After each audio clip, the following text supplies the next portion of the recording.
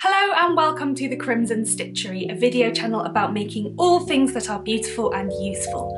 My name is Anushka and you can find me elsewhere online as a sour telling, that's a sour telling, and that is my username on Instagram and also on Ravelry, where we have a Ravelry group which is full of discussions. It's a great place to find help, to look for like-minded people and to join in on any of the knit-alongs or make-alongs that are going on. So if you're on Ravelry, do hop over and check out the Ravelry group too, because it's a lovely place to be.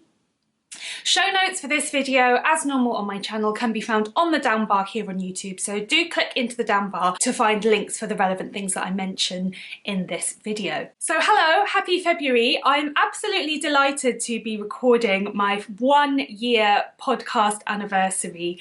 It's amazing. I am so delighted to have reached this 1 year milestone and also to have grown this channel from, well, not quite zero, because when I opened the channel my partner subscribed and the ladies in my knitting group. So I started off with 5, plus I subscribed to myself, is that possible? So I started off with about 5 subscribers, but I've gone on to amass 3,500 plus subscribers, which is just so absolutely brilliant. You guys are such a lively, engaging, generous and thoughtful bunch.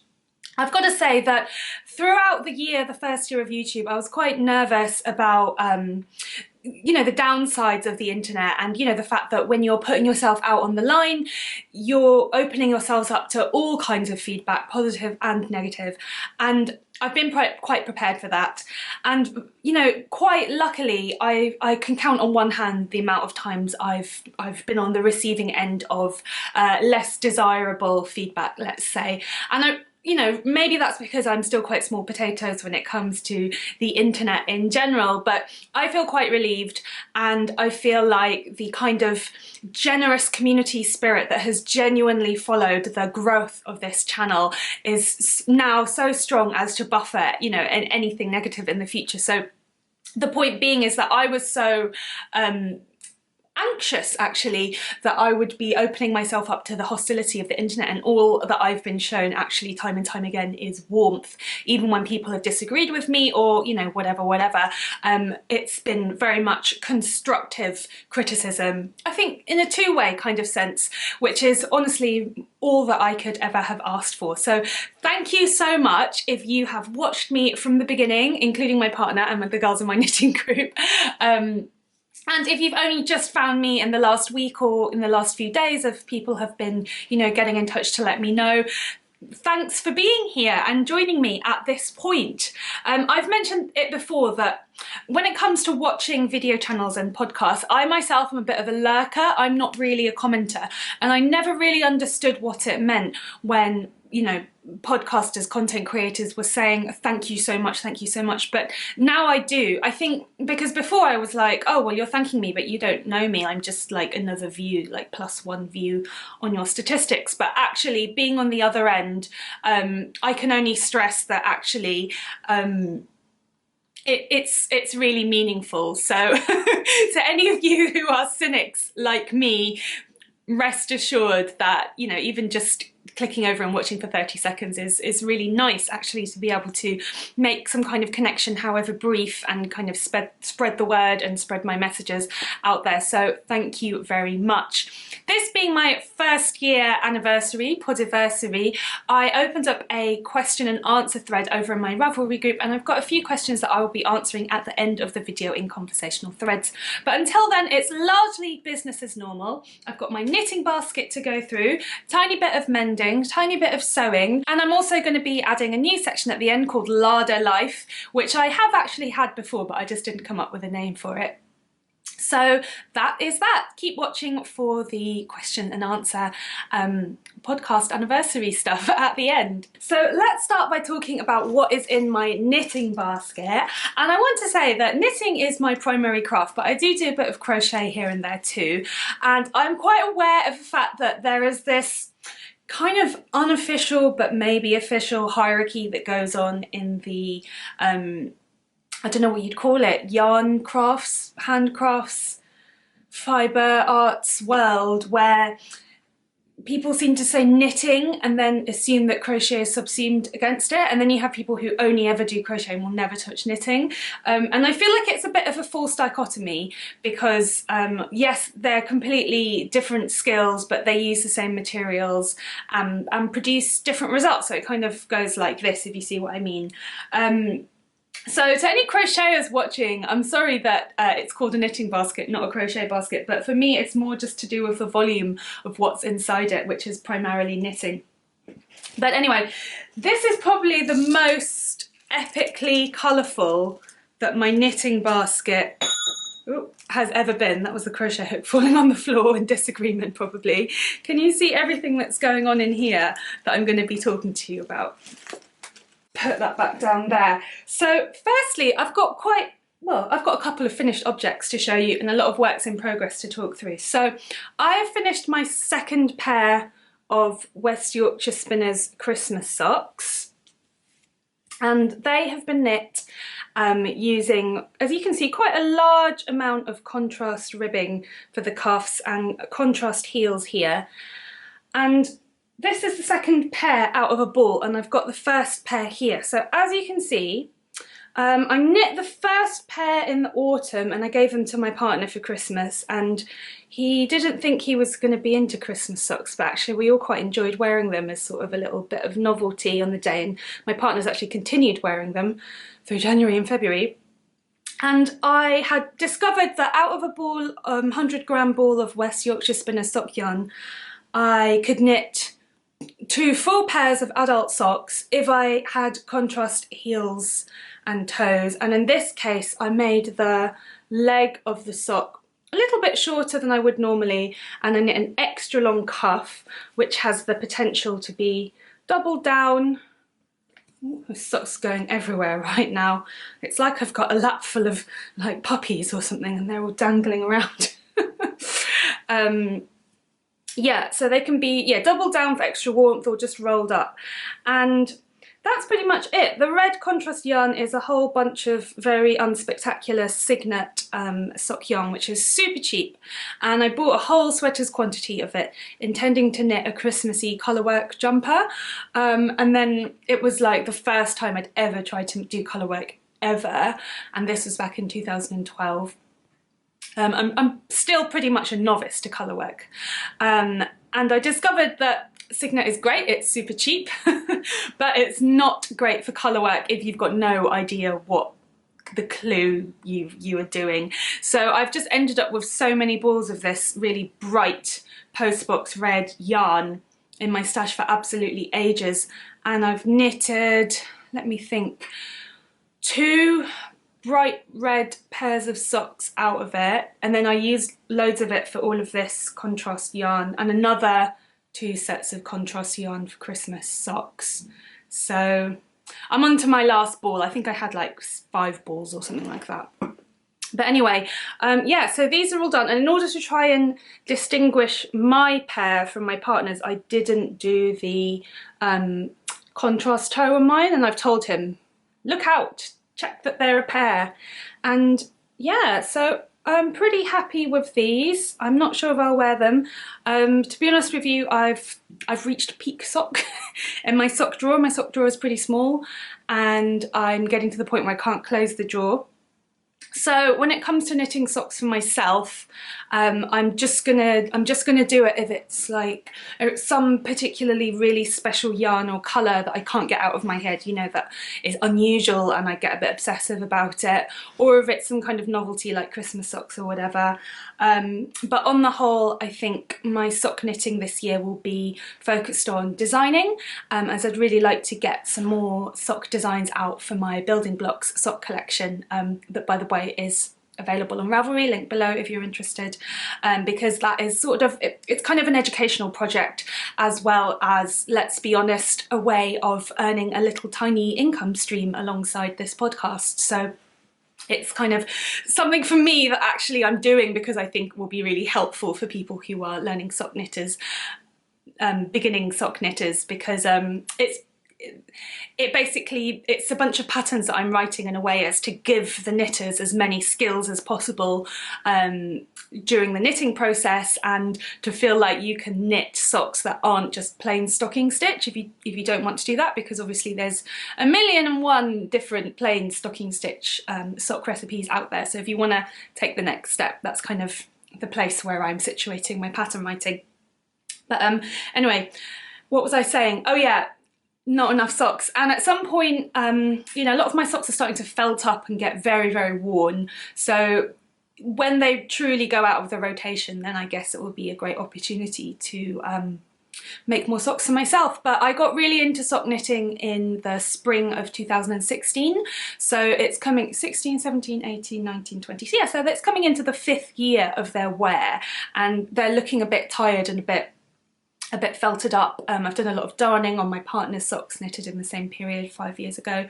I think that they've held up pretty well, and I'll be really sad to retire them. But yeah, here's a few pairs of dangling socks ready for when some space opens up. So that's those. And the next thing that I finished is, again, to do with using up what I had, which I should have mentioned is part of my Stashless 2020 initiative. However, I did start all of these socks before I started that. So most of you watching should probably be aware already that I am running a year-long initiative, knit along, crochet along, make along, declutter along, called Stashless 2020. And you can join in by using and searching the hashtag on Instagram, or hopping over into my Ravelry group and taking a quick look at the discussion thread, as well as clicking on screen. There's a couple of videos in a playlist now, which you should hopefully be able to see. So Stashless 2020 is primarily a personal and reflective exercise for those of you who, like me, might be feeling a little bit uncomfortable with the amount of yarn and fabric that you have amassed in your home. Or if you're not feeling uncomfortable, if there's just some kind of prickling little thought going up there in your mind. I basically felt sick because I felt like I had too much yarn and I was looking for some company, and so many of you are enthusiastically joining in and really getting into the spirit of Stashless 2020, where the aim is not simply to knit through or work through as much of your craft material stash as possible, but really think quite carefully about where it is you are now and where it is you want to end up in 11 months' time, where it is you want to be, and where it is that you need to take action in order to make some changes so that you can get to your desired destination. So for me, what I realised in summary was that I knit 6 sweaters in 2019 and that I had more than enough yarn to knit a further 6 sweaters in 2020, and that's what I am planning to do. So that's Stashless 2020. As part of my going through my yarn stash exercise and video, which was very popular, I found a ball of quite interesting yarn that I picked up when a friend was leaving the country and selling off and giving away quite drastically most of her possessions. And I've got the ball of it here. It's obviously quite fluorescent, and it's a super, super interesting construction in that it is a chained yarn where a reflective thread and a bit of just synthetic, like polyamide or something, has been machine knitted into a chain, and then this bright fluorescent fluffy yellow fibre has been blown through the chain. So it's very slightly reflective, but nothing kind of to shout home about.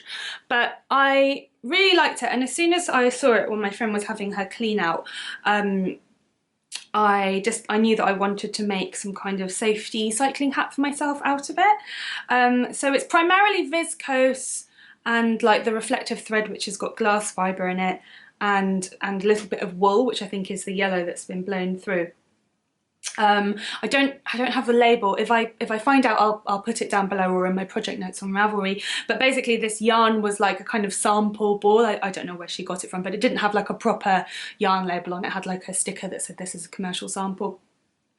So I turned it into a hat, and I love to ride my bicycle, and sometimes I wear a helmet, but sometimes I'm just not in the mood to wear a helmet, especially if I'm doing like a very short distance on my bike, like 10 minutes or something.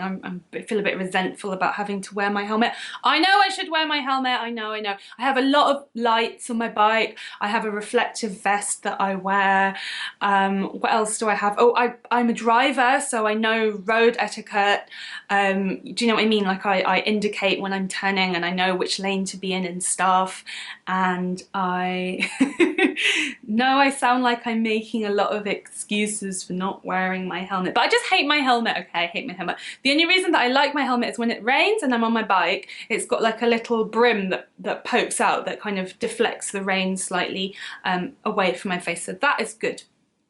But anyway, sometimes I don't wear it and I wear this instead. So what I did is I knitted it on 8mm needles because it looked very thick, and I had 8mm needles and I had 6. And I think ideally it should have gone with a 7. But unfortunately this hat is the hat of knitting and unknitting, because I've actually knit it 3 times. This represents the 3rd time I've knit this hat. And in its current iteration, it was held along with a strand of very fluorescent yellowy green hand-dyed BFL sock yarn that I'd already used to make a pair of socks that you'll see more in a moment. And it's just a little beanie. I've got this funny little top knot on, so might look a bit weird. Oh, it's not too bad. I just look a bit like a milk bottle. Yeah, basically, what I discovered as I was knitting was, although the yarn seemed really bulky and heavy, basically because of its construction, the chain, if you remember, the chained core that was knitted, the fact that it was viscose with the wool like blown through, it's basically not got fantastic memory, which means the elasticity retention. So in a nutshell, I kept knitting it and it kept getting bigger, and then I'd unravel it, cast on smaller amount of stitches, knit it up again, and it would grow. And then the 3rd time I did even fewer stitches, and I added in the 2nd yarn, hoping to A, bulk it up, but B, stabilize it. And it's still grown. Like it could do with being knit at a slightly tighter gauge, but then it would be really thick and stiff, and already, like, you know, it's slightly drapey, but it holds its shape quite well. So I'm still wearing it. It's not the hottest hat, so it's quite good on these kind of slightly weird, mild, slightly damp days where you just want an extra layer of protection on your head. And it is kind of very subtly light reflective, because obviously that light reflective thread is quite buried at this point. But I think it's enough just to make me stand out. Oh, the other thing is, because the coloured wool fibre was blown through the reflective core, it meant that for ages all the fluff was migrating out and onto my head. But I think at this point it's kind of felted over a little bit enough. It kind of looks weird when I hold it up next to my skin. It looked much nicer on my partner, who's obviously a lot darker than me because he's black. It looked a lot nicer on him. But whenever I make things and they look better on him, he's always like, oh no, it's yours, I shouldn't have it, it's for you. And I'm like, you look great, and I look like a weird milk bottle that's anemic / got jaundice, and you look really cool. But anyway, so we refused to have it, even though he looks so much better than me. I think he just didn't want to be fluorescent, if I'm honest. But safety first. So yeah, but when I wear it with my coat and my reflective vest, it kind of all comes together a little bit more. Although in certain moments, I guess I do feel a little bit like I'm in like a music video for TLC or something. But yeah, I don't think it goes quite so well with these beige wool trousers. But that's my little hat. So I'm quite happy with that. Oh, take it off though, getting a bit warm. Okay, what next? So let's talk about this chickie, which is not a chick, it is a pillow that resembles a Bichon Frise. I showed this in the last episode and I finished knitting and I started putting it together. So I did a 3 needle bind off in black thread, So this is a stash busting project because I found an old ball of boucle that was 4 years old, and I held it along with loads of random merino machine knitting yarn that my friend had given to me for free because she found it on the street in a nice neighborhood. Yeah, and I decided to turn it into this cushion for want of anything else, although it's kind of nice as a hat. Oh, it's really soft. It's really soft. Oh, stop it, Anushka. And I decided that I wanted to do like black trimmings, but I didn't have a suitable black yarn. So instead I've got some black sock yarn that I've held quadruple, and I did that to do a 3 needle bind off, and unfortunately it's just unraveled slightly as I was doing this video, so I need to rescue that. But I will then go back and do like a couple of rows of crochet, I think, to make a really big deal about that blackness, you know, so that it's like a really nice thick black edge. And then with the open edge I will crochet around also in black and keep it open and then make some buttonholes. So that's just in the finishing pile basically, because it needs to be dealt with, but it's in that kind of, it's at that like 95% done stage where it's the final push that you have to force yourself to do it.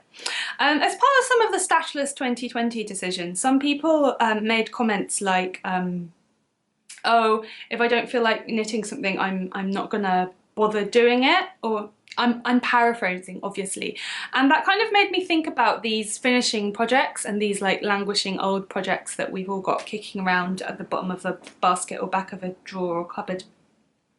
And to a certain degree, yeah, that's true, but then also I feel like sometimes you just need to get stuff done. You just need to force yourself to finish it, and maybe you're not always enjoying things and like being like, oh, this is so fun, forcing myself to finish the last 5%, but sometimes you just have to do them anyway because it's worth getting things finished basically. And also I think sometimes maybe there's too much focus on fun and pleasure and kind of that right top end of the spectrum, and then that kind of makes it seem like when we're doing something that isn't so fun and like sugary and new and exciting, that it's then got to be like right at the bottom end of the pile. By contrast, like the binary is quite feels quite entrenched, I think. But actually maybe we can just be a bit more in the middle ground, like, oh yeah, this is quite good and it's a routine, and yeah, that's slightly more boring, but I just need to get on with it, and kind of not create these two very large distinctions between these two poles. It's too polarized, that's the word that I'm looking for. And I think a lot of craft, like, you know, when you get into the flow of knitting and you can't stop for whatever reason, maybe you're listening to music, watching a podcast, or sitting on the bus and knitting, and you just kind of go for like 25 minutes without stopping. There's this whole like mindfulness and knitting movement that is saying like, oh, you need to sit there and savor every single stitch, but that's really difficult to do. Like, that's a form of, you know, movement meditation, and it's really hard to sit and focus your mind for more than like 10 seconds. It's really difficult, and you have to practice it, and it's hard. And I think that we are doing knitting and making things in different ways, and we're fulfilling different purposes and reasons in our life, and it's like it changes throughout the day and it changes throughout the weeks too, and I think that that is completely normal and fine. But you know, sometimes we just need to force ourselves to finish the project, and sometimes we just need to stop ourselves from casting on like the next project if we haven't finished the last one. Sometimes we just need to force ourselves to do that. And I don't think that there is anything inherently wrong or bad about setting those boundaries. Food for thought, and possibly quite different from some of the existing discourses that I've seen floating around regarding making lately. This is normally the kind of discussion that I might save for the end in conversational threads, but it literally just occurred to me, although it's been something I've been mulling over for a while. So there we go. Moving onwards, I've got another cast on pair of socks, which is my scrap socks, that are my really seriously scrap socks, because I pulled out loads of like really tiny bits.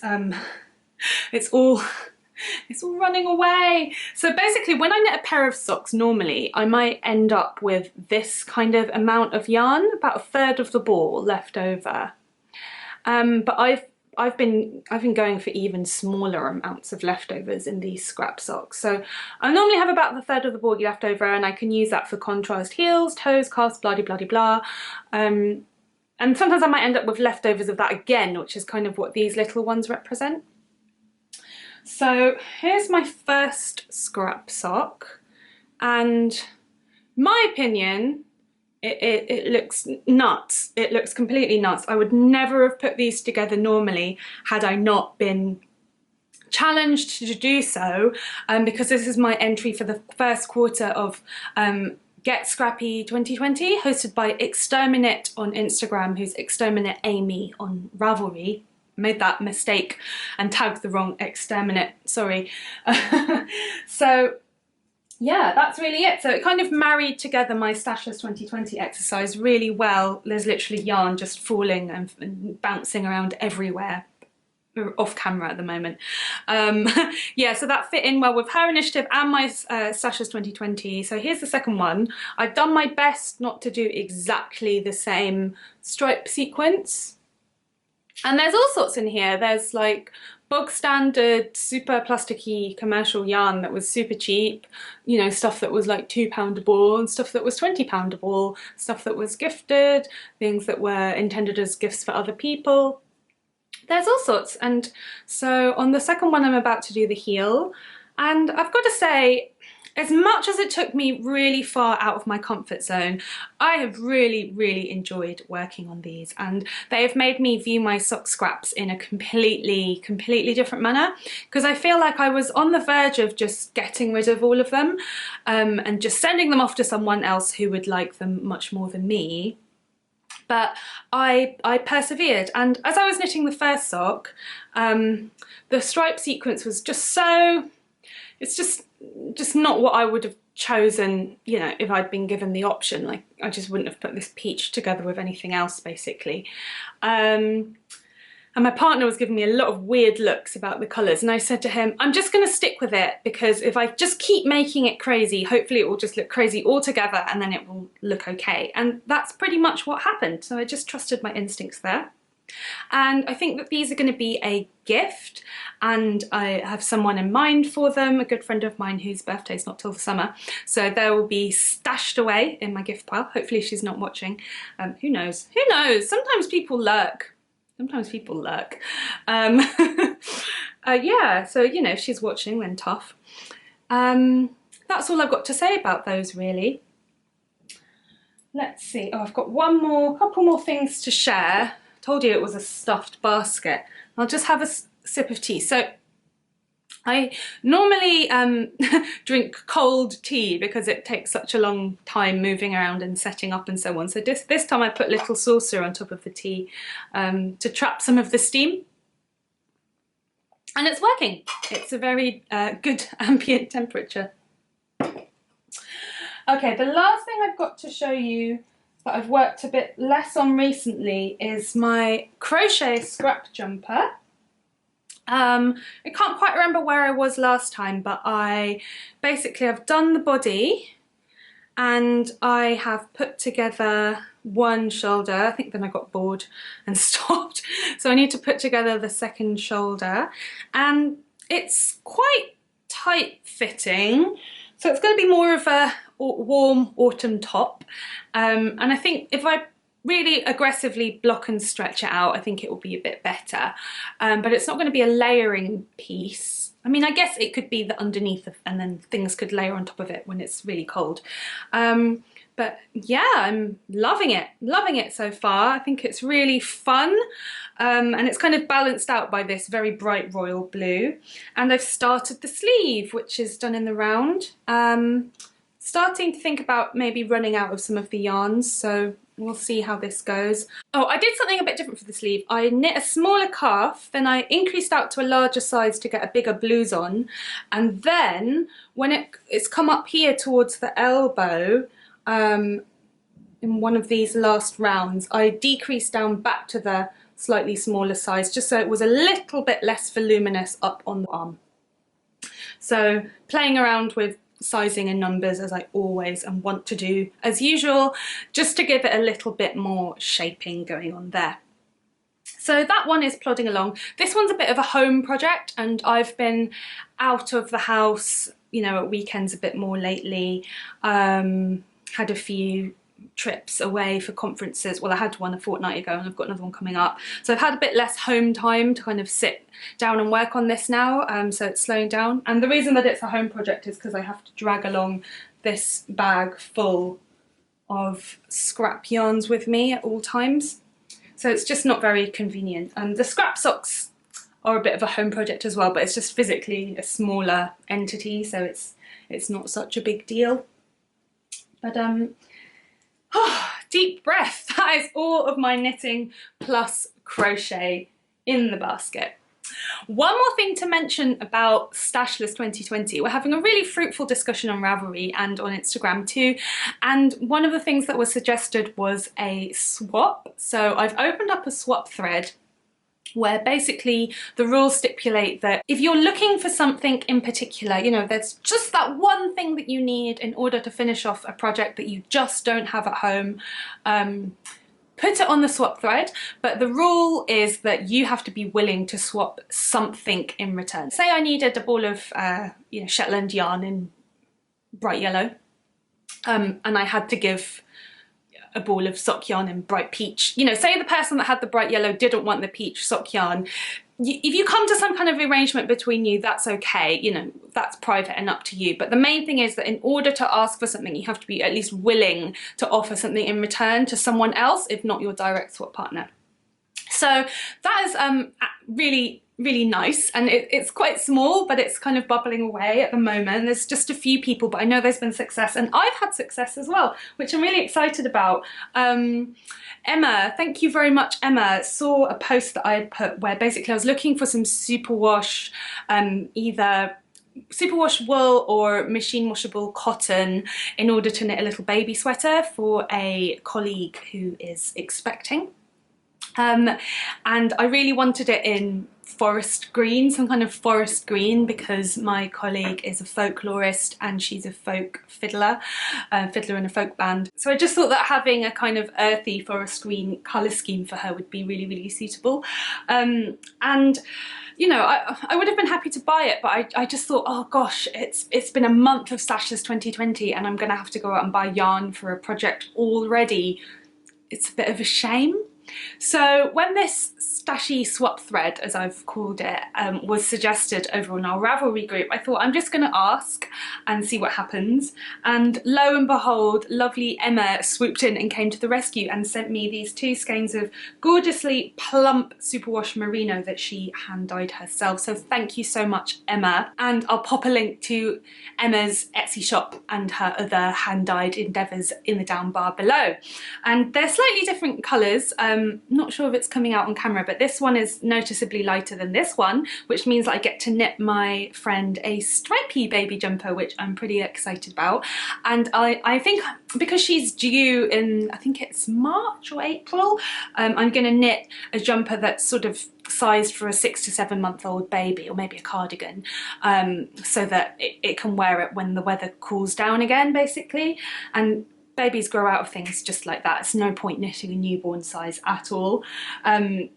So I need to try and find a suitable pattern, but I will probably knit contrast cuffs and contrast collars and things like that in order to stretch it out a little bit more. So I'm super excited about casting on for this knit, and also making a little baby sweater, because I haven't done that for a few years and they're always really dinky and fast and cute, aren't they? So that's that. Okay, finally that is everything in the knitting basket.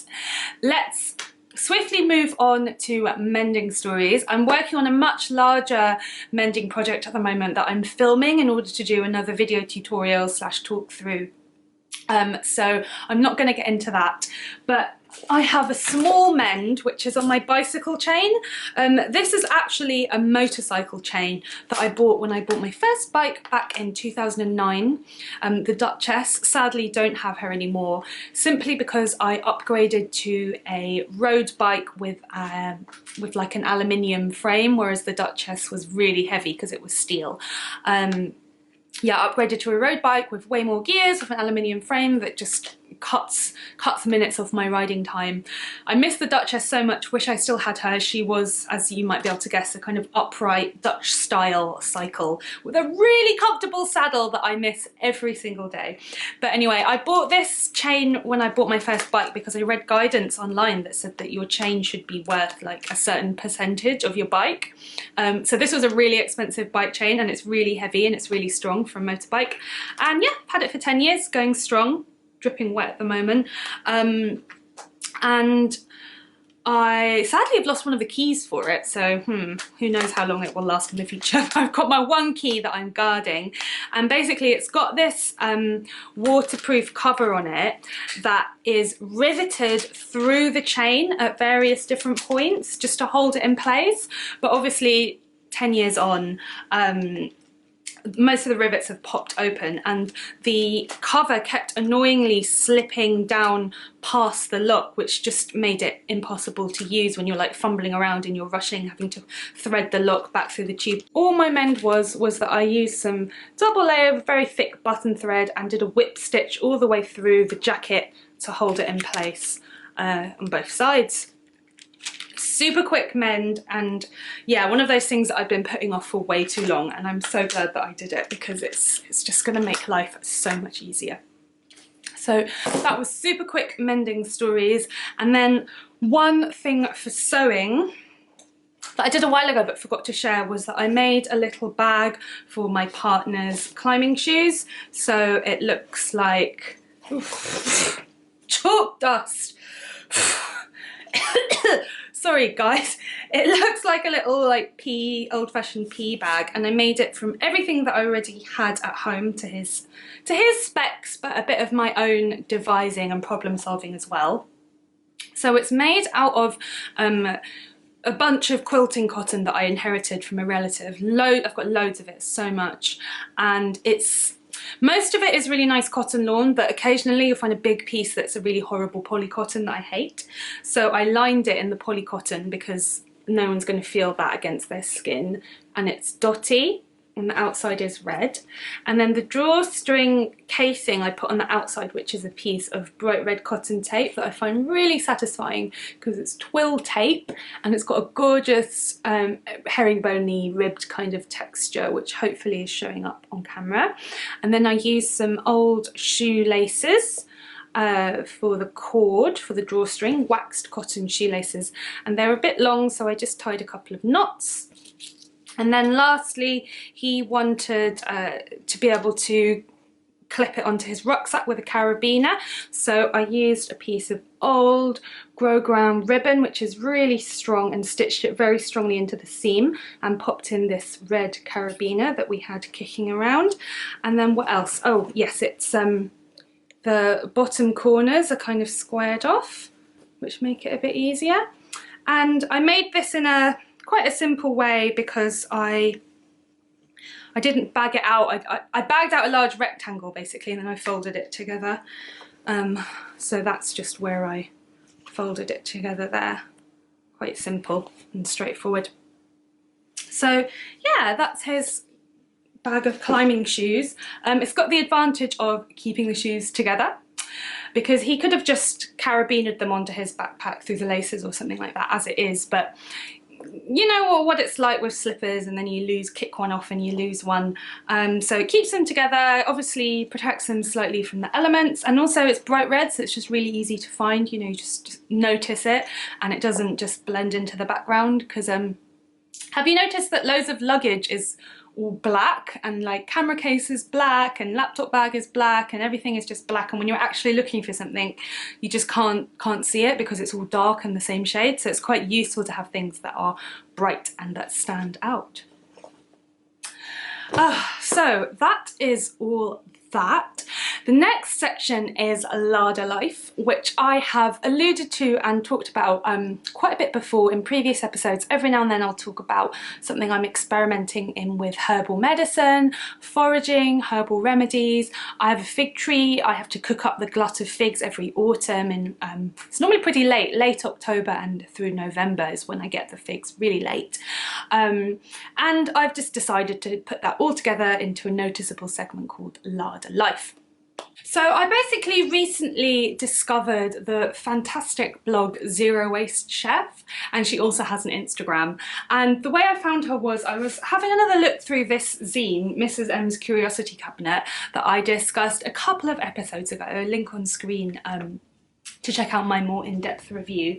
And yeah, so Mrs. M mentioned the Zero Waste Chef. So I searched her online and I absolutely love it. Now, this blog has been going for quite a few years, and there's lots of reasons that I love her, but the main reason I would say is her sense of humour, her fabulous personality, her practical, can-do and motivational attitude, where it's kind of like anyone can have a go, and there's lots of reasons to get going and have a go at making things, basically making things in your kitchen that you might not have realised are actually pretty easy to produce. You just need a bit of experience. You don't necessarily need that much skill. So, you know, I'm really going to stress that if you can figure out how to chop something up, you can probably do quite a lot of the recipes on her blog. And yeah, I totally fell down a rabbit hole over the last couple of weekends, just reading and reading and reading through her archive, and really enjoying it. So I highly recommend that you check her out if you haven't heard from her already. Zero Waste Chef. Obviously, it's kind of pertaining to the zero waste plastic free movement, but like I said, she's a really pragmatic person. I have mentioned using less plastic, cutting down plastic on this channel before, and it is something that I would like to do a little video series about, but at the moment obviously I'm concentrating on Stashes 2020. I mentioned earlier that I have this kind of sock series that I want to develop, and I'm hoping to start a sock knit along a little bit later in the year, so thank you to those of you who have been asking me about that.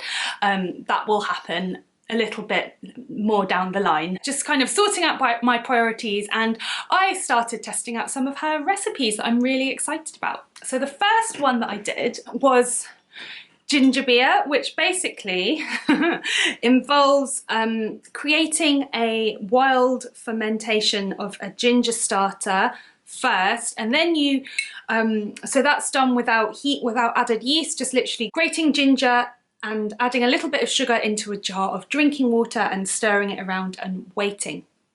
So that was that, and then from that you basically treat that almost like a cordial, because then you mix that into a larger volume of flavoured water. So again, sugar and ginger that I boiled together and cooled down, and then you let it ferment slightly, and it creates ginger beer that basically functions as a kind of probiotic, because you have added in this live culture of natural yeast and bacteria that you have grown. And then you've added that into, you know, when it's cold, because heat kills microbes. I'm sorry that I'm not explaining this very well, but I'm going to put a link down to the recipe and so on in full, so that you can check it out on the Zero Waste Chef blog. And then that basically ferments the larger volume of water and creates ginger beer. Now, this is the first time that I did it, so I did not succeed in creating alcoholic ginger beer, very sadly. This one is child friendly, but it's still pretty tasty, very fiery. I doubled the amount of ginger that Zero Waste Chef put in her recipe, and thank goodness that I did, because we like ginger in this household. You know, Southeast Asian heritage, Caribbean, South American heritage, all mixed together is all about ginger and spice. So yeah, I had 3.5 bottles. The first one was drunk at the weekend, split it between various different willing testers, and then I've still got 1.5 bottles. So that's being left in a warm microclimate, basically on top of a cupboard, to try and continue the fermentation. And then I am having another go at my gingerbug starter to try and have a go at making a second batch, if not this weekend, maybe the next one, that is actually alcoholic, because that would be pretty good, wouldn't it? Let's face it. So that's ginger beer. So that was the first thing that I started. And then the next thing that I've just started now is a batch of vinegar. Now, when I discovered on the Zero Waste Chef blog that she is making her own vinegar and using it for cooking and cleaning, something about that really got to me in my mind, and it just, I don't know what it was, it just seemed so powerful, because vinegar is a really useful ingredient anyway. Well, it's just a useful substance. And if it's not pasteurized, if it's raw vinegar, it can also be very healthy because it's got all of the live bacteria cultures within it. And just, I don't know what it was, just something about that idea of having a substance that you could use in so many dishes and use it to clean, that you could just make yourself out of things that you would have just thrown in the bin or composted. It just totally blew my mind, and I really wanted to try it. So she has a recipe for apple scrap vinegar. I have chopped up some actual apples. So a good friend of mine is a dumpster diver, freeganer. She has sourced a really good spot to go through kind of what she calls the market bins, but they're actually not bins. And I basically joined her to dumpster dive last Friday. And yeah, she keeps calling it going through the bin, but it's actually not. What it is that throughout the day, the market traders have found produce that is going bad, that's bruised, that's broken, and they just throw it into a box. And then when they're tidying up at the end of the day and reloading their vans, they're putting away their crates of unsold good produce that they can sell the next day. And meanwhile, all of the bad, spoiling produce is just sitting in a box, abandoned in a pile.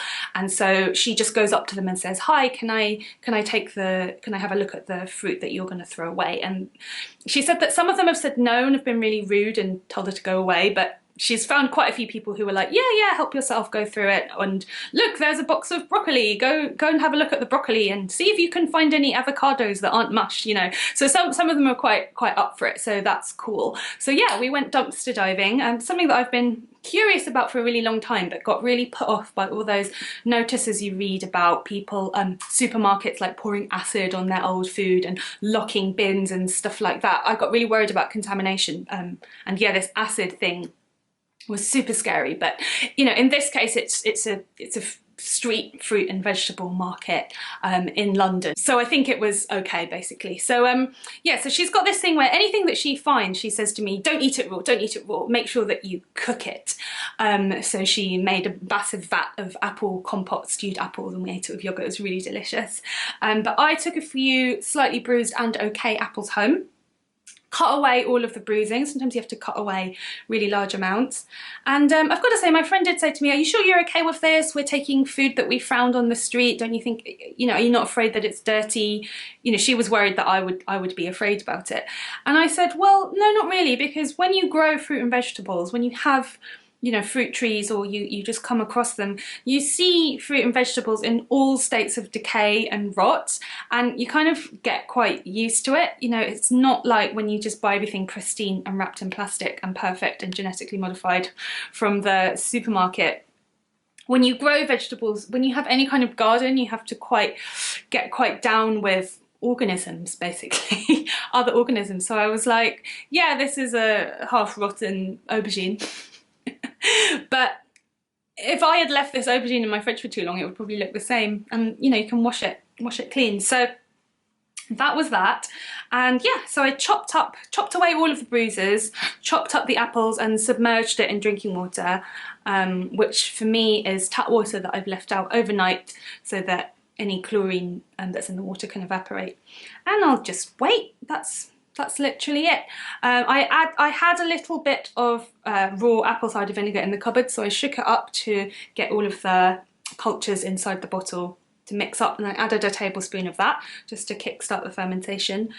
Zero Waste Chef has you add a little bit of sugar, but because I was using actual apples, whole apples, not only purely the scraps, I felt like there was enough sugar in the apple flesh to get going. And that is that. It will take a couple of weeks and I'll just keep an eye on it. I've put a old napkin, vintage napkin, over the top instead of the lid to allow it to breathe. And yeah, just waiting and just stirring it a couple of times a day when I think of it, to basically to try and discourage any mold growth. If you just keep stirring it and aerating it, and also the fact that it's covered up, it should discourage it. And yeah, we'll see what happens with that. I feel like a powerful witch brewing up concoctions. So So that is Larder Life, ginger beer, sadly non-alcoholic, and potential vinegar that might be used in salad dressings, in soups, over chips, and maybe even to scrub the bath. Who knows? So let's move into the last section of this episode. I feel very chatty and bubbly, and also it's been a few weeks since I've done a podcast episode, a kind of show and tell video, so I felt like there was a lot to catch up on. I normally like to keep these to under an hour, but really I'd like to have them quite a bit shorter, more like 30 minutes, just because it's so much less work with the editing. But you know, this is the anniversary, so a little bit of a bumper episode. And I am wearing my first finished object from this channel in honour, my Aureus cardigan, and this gorgeous magenta Danish peltuld, which I absolutely love, which was a stash busting project too. And yeah, let's get to it. Oh, I'll just quickly address what might have been, not the elephant in the room, but maybe a very small rhino. Very small rhino. I gave myself an undercut. That happened, and also I went for a bike ride at the weekend, and the branch hit me in the face, so I've tried to cover it up with cover up a scratch with loads of makeup, and I'm now telling you all about it, so I don't know why. I think what I'm trying to say is 1 year on and most of me is still here and I'm mostly the same, but I honestly feel really good about starting this channel and running it for the last year, and that has largely been down to the reciprocity, the conversations, the talking back that you guys have given to me. So thank you so much. Right, for conversational threads, I'm going to be answering a couple of questions that were posted by people on my Ravelry group. So let's have a look at that.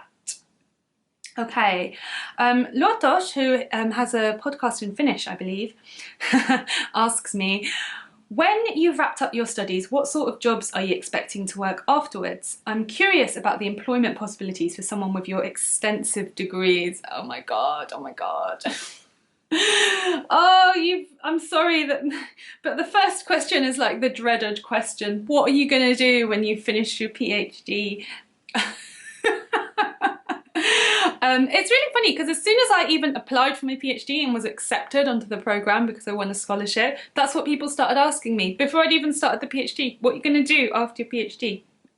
If you're new to the channel, I am a practitioner turned academic. So basically I originally trained as a theatre designer, and I have worked in costume design and making for a decade. I started pretty young when I was a teenager, started working in the theatre, and worked all throughout my studies, which is why I can say at 28 I worked in theatre for, well, actually over a decade, because I started when I was 16, paid job, real true story. And then in my mid-20s, I did a master's degree in the history and culture of fashion, and then off the back of that I applied for and won a PhD scholarship to study dress and diaspora. So I study the changing meanings that dress holds in terms of ethnic and cultural identity as people move around the world. Specifically, I study dress and the Chinese diaspora, and I focus on Britain for my case study. And what am I going to do afterwards? To be honest with you, I really love doing research, and I would love to have a postdoctoral position where I worked in a team, because the hardest thing I found about the PhD has been being on my own.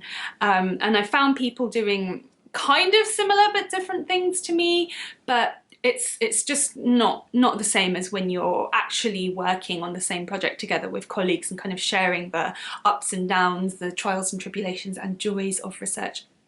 But I love research, I love finding out new things, I love going into archives, hunting down, you know, getting a hunch about things and just following it all the way to the end. I also really like doing people-based research, so my PhD is multiple methods, multiple qualitative methods, so it combines object analysis. So basically I look at things and I look at photos of things, and then I talk to people about using or not using those things. So it's very thing-based.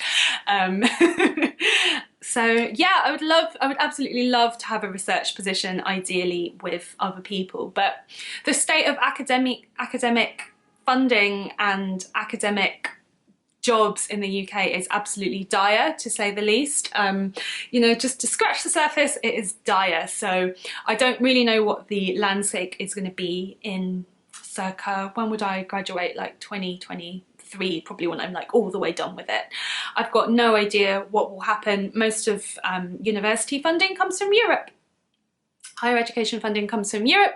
I have tried so hard to avoid the B word throughout this podcast. I think I have succeeded, so I'm not going to utter it now. I'll just add that when I lived in Stockholm, I know I'm rambling, but when I lived in Stockholm for 6 months, it was because I was doing an Erasmus exchange, and that was obviously funded by the EU. And when I was living in Stockholm, I had to cast my postal vote. I sent it from Sweden, telling the government my opinion about the B word. You can probably guess what it is. My age, my location, my profession, my background. You'll know how I voted. Let's move on. So unfortunately, the B word is mixed up with my potential employment future. But we'll just have to see. And you know, who knows what might happen and what opportunities might present themselves. Moving on.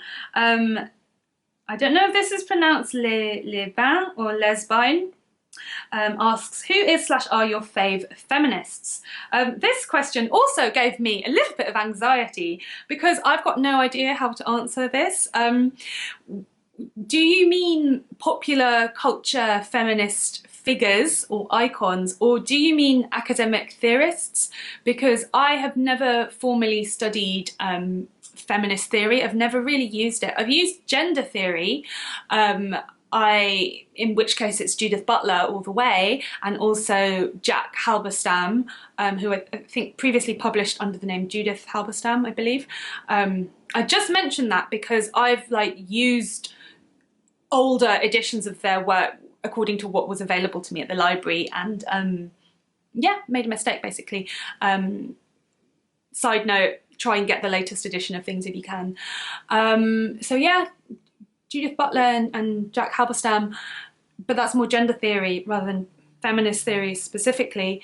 The reason that I'm struggling is because I use post-colonial theory, and that is kind of different and incorporates gender very, very strongly, but with a much, much stronger focus, obviously, on ethnicity, basically. So if I talk to you about my favourite post-colonial theorists, Stuart Hall, all the way. Just love, love, love Stuart Hall, rest in peace. Obviously, Edward Said as well. Who else? Obviously, they're both men, but there's more specific people that I use in my PhD as well, like Yen Ang, who is Dutch, Chinese, Indonesian, and now Australian. It's like a lot of movement around. And actually now I've brought up her ethnicity and cultural background, but like Edward Said was Palestinian and lived in, worked a lot in like England and in America. And then Stuart Hall like was from Jamaica, but from like a mixed background in Jamaica, and then, you know, founded the left-wing cultural studies in the UK. So the point I'm kind of trying to raise is that my background falls into, it's all about intermixture, so I don't kind of think, oh, this person is a feminist and this person is this, and put them into a box. So the word that gets thrown around for this in popular culture is intersectionality, but that kind of, in post-colonial theory, it's more about like decentering and looking at multiplicity, looking at things in their complexity, and moving away from kind of you're this or you're that, you know, kind of polarizing thoughts. So that is my background and training. Doesn't really answer your question, and I can see in the viewfinder that I'm frowning, and that's because we're getting into critical theory and it's stressing me out. Let's just keep looking at things. Anyway, Boletta Nord asks me, do you have tips on how to build your sewing skills? I have the tendency to start big projects just to find them not fitting right or not liking the end result. I think the case is mostly my inexperience with choosing fabrics and making clothes fit. I think I should learn to do smaller projects well before attempting bigger projects. Do you have suggestions for smaller but practical projects to build my skills? Yes, you've raised a lot of issues here.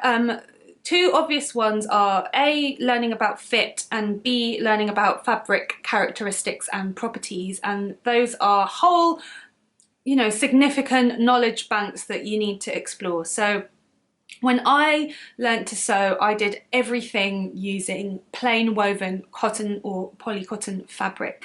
So it didn't slither around on the table, it didn't stretch out of shape, it was robust, it held up to unpicking, ironing, washing a million times. I've heard it said on podcasts a lot that you shouldn't make clothes with quilting cotton, and I totally disagree. I think quilting cotton is a great fabric to use for clothes because it is robust and it's strong. Also, it comes in lots of fun colours and prints. The main disadvantage with quilting cotton is that it's expensive and that it can be very hard to find in the UK and Europe. So anyway, I do also find that there's a lot of, as much as there's loads of helpful information available for free online, there's also lots of disinformation. There's lots of contradicting stuff that if you're not experienced, it's easy to get led down the hole, like the quilting cotton thing.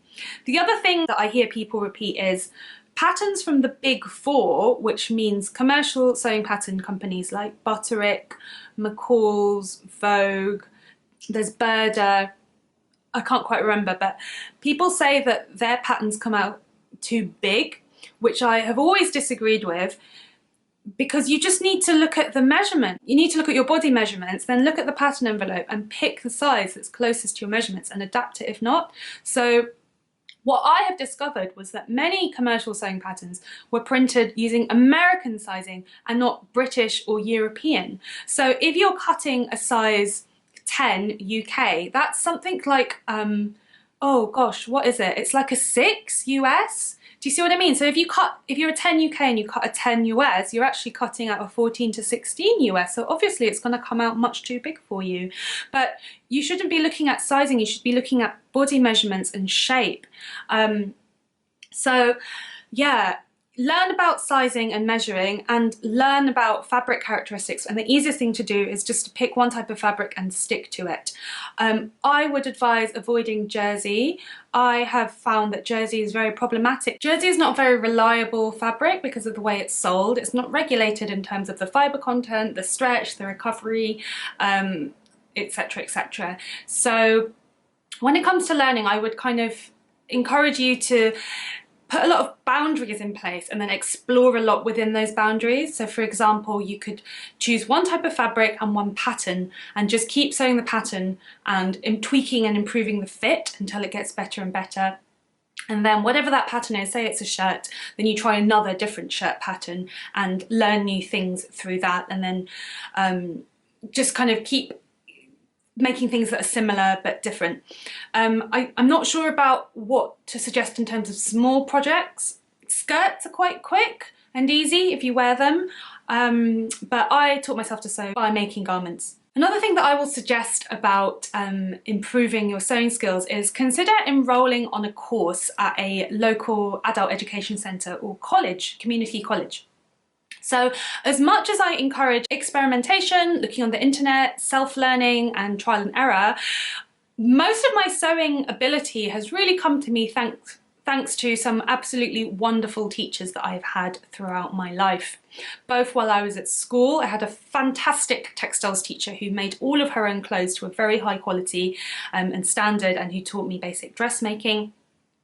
And I also studied costume making at university, which I must add is a very, very different skill from kind of home domestic dressmaking, and it's also very, very different from fashion sewing, so it's quite particular. But again, I worked with some absolutely incredible teachers and technicians whilst at university.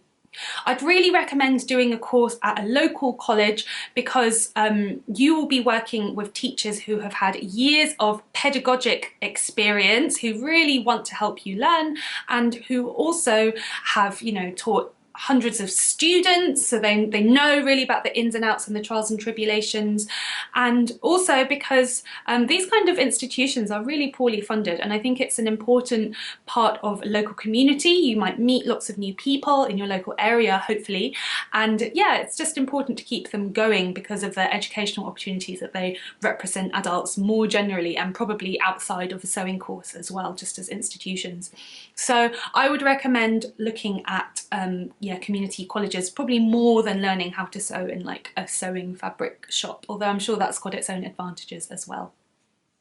Hope that helps. Hepton Stool asks, do you tend to notice knitwear in films and TV series? Which are some favourites? Yes, I do, although I do find that a lot of the time the knits are machine knitted, and also you get a lot of vintage knitwear that is always fun to spot. Rather than looking at individual pieces, I like to look at silhouettes and shapes and see what is popular in every given moment. So for example, probably about a year or two ago, when we had the extreme peak of the dropped shoulder boxy fitted jumper with a staggered hem, I was noticing them everywhere, and that was kind of fun to spot.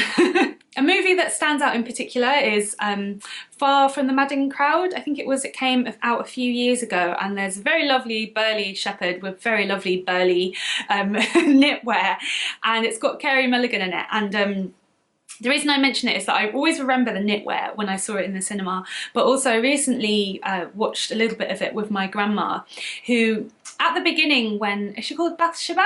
And when Bathsheba says, oh, I'm not going to be with you because I don't want to be under control of a man and I want to do my own thing. I'm wildly paraphrasing, but I was with my grandma, and my grandma turned to me and said, you see? She doesn't want to get married because she doesn't want to be controlled by a man. That's very good.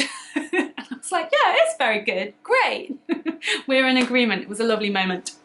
1289 asks, tell us about your red lipsticks. I'm always mesmerised by your crimson lips. Thanks so much. I've tried a whole host of different brands in my time. I've been wearing red lipstick since I was 14. I'm now 28. I've tried high street, chemist, drugstore brands. I've tried designer beauty brands. I've tried so-called makeup artist brands. I've tried organic brands, cruelty-free, you name it, I've tried it. And what I always come back to is MAC lipsticks, and specifically their matte range. Anything glossy just gets eaten, or my hair sticks in it. And I found that the matte lipsticks by MAC have the richest pigmentation and the longest lasting wear. Also, I like the fact that they have a recycling scheme. If you collect up 6 empty plastic packaging from your makeup and you take it back into the shop, you'll get 1 free lipstick. So that's a pretty good incentive if you ask me. Frax Knits asks, what is the one thing you know about sewing that you think knitters need to know? Knitters should be aware that when it comes to sizing, there is a very much larger margin for error in knitwear than there is in sewing. In knitting, you can get away with so much more, and you can have a much more vague understanding of fit. Whereas when you come to sewing with woven fabrics, you need a much more in-depth knowledge, and I think the fitting learning curve is much bigger in sewing than in knitting. Also, all the old adages ring true, but nothing more than measure twice, cut once. I'll say that again, measure twice, cut once. Yarned Woman, Melinda, hi Melinda, asks, I'm curious as to the meaning story behind your username of A Sour Telling. So basically, a few years ago, I decided that I needed to stop using my name for all of my profiles, internet profiles, and I needed to separate out academic formal stuff from hobby, potentially informal stuff. So basically Twitter I use just for uni stuff. I use it to search for jobs and pass on calls for papers, so I use my name there. And Instagram, I decided to change my username. So I wanted to think about what to do, and I cast my eye through my feed, and I just felt like everything in the world of knitting was very, very, very lovely. Lovely, lovely, lovely and sweet. Everything was so sweet and lovely. Oh, and it was fuzzy and cozy and warm, and it was pastels, and it was cream and grey, and it was cuddly sheep and cuddly dogs and sweet cute little birdies and things like that. And I am not like that. And I've always been the kind of woman and girl and child that does the exact opposite of what people tend to expect me to do or want to do. And I was like, everything here is so sweet. I'm not sweet, I'm going to be sour. So what I did was make up a fictional collective noun, which is a sour telling of stitches. And I shortened that to a sour telling. And I like the idea of the sour telling of stitches because it was the storytelling. And it was that sourness that, like, sourness makes your taste buds go, it gets your body excited about something. Yeah. Also, sourness can be the edge, it can be at the edge and the boundary of things being kind of ripe and not ripe. If you think about a lovely, gorgeous bottle of wine, it's a bit acidic, but then if it's been left out for too long, it starts to go sour as well. It turns the edge, it's turning into something else. So a sour telling is me. Melinda also asks, when did you live in Stockholm and what took you there? I mentioned that earlier. I did an Erasmus exchange. And Gaia says, your button tutorial is very clear. Given its focus on sewing buttons on fabric, I wondered if you have any guidance and tips for sewing buttons on knitwear, especially cardigans. Yes, lots of people have asked me about this. My button tutorial is quite a long video because it goes into a lot of depth, and the link for that is on screen now. And to be honest with you, I don't take any real difference between sewing on buttons onto woven and knitted fabric. Just be careful when you're sewing on the button that your needle doesn't split the yarn of the fabric below in half. I try and go around the yarn and I don't poke it through the middle of the yarn. But I will make a tutorial for that when I have a suitable cardigan ready. Maybe after I knit the baby cardigan, we'll see. Frax Knits asks about stuffing a boucle cushion and making a cushion pad. I'm going to do a video about that because I want to do a zero waste craft series in the future this year. And Nadal Salat lastly says, what's your favourite podcast, yarn or not related? How do you care for and store your knits? 2 questions. So, favourite podcast in knitting, I'm going to answer with the first knitting podcast that I ever discovered and watched, which is The Gentle Knitter. I love Nicole's videos. I love everything about them. I love her aesthetic. It's really charming. And I like the fact that she is quite frank about the role that knitting has played in her life and her daily kind of activities during challenging periods in her life. I think it's really refreshing. And so, yeah, thank you so much to Nicole for making your podcast and continuing to film it and continuing to inspire me. And you know, that is the beginning of a road that took me to where I am now in my 1-year podcast anniversary, where this gorgeous community has also grown up around me. So thank you so much if you're watching. As to other podcasts, I can't really say because I tend to be interested in a certain subject and then I will search for that subject and then listen to it. So yeah, sorry, it's not that helpful. But when it comes to YouTube, I guess I watch a lot of knitting podcasts.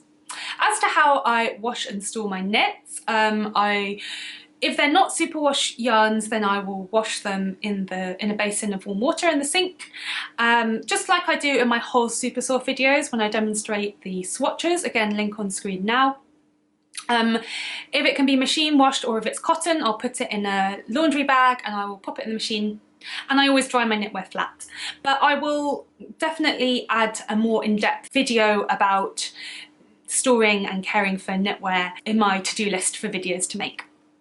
So that's it for today. This has been, I've been sitting here for hours and this has been super long and it's going to take me ages to edit. So I will say now that there won't be a video next week because I'll need to recuperate the time. However, I do normally put out a video every week of some sort and a podcast which comes once a fortnight, which is the show and tell as we've been doing today. Thank you so much for watching. If you've enjoyed this video and you would like to support me by leaving me a tip, you can donate to the podcast over on Ko-fi and the link is in the down bar below. Thank you so much to everybody who has recently bought me a coffee. It is much, much appreciated. Lastly, don't forget to sign up to my newsletter, which I send out once a month. you get a little bit more of this in the written form in your inbox, so the sign up link is in the down bar below. And I hope that you've enjoyed watching. Happy knitting, take care, bye bye.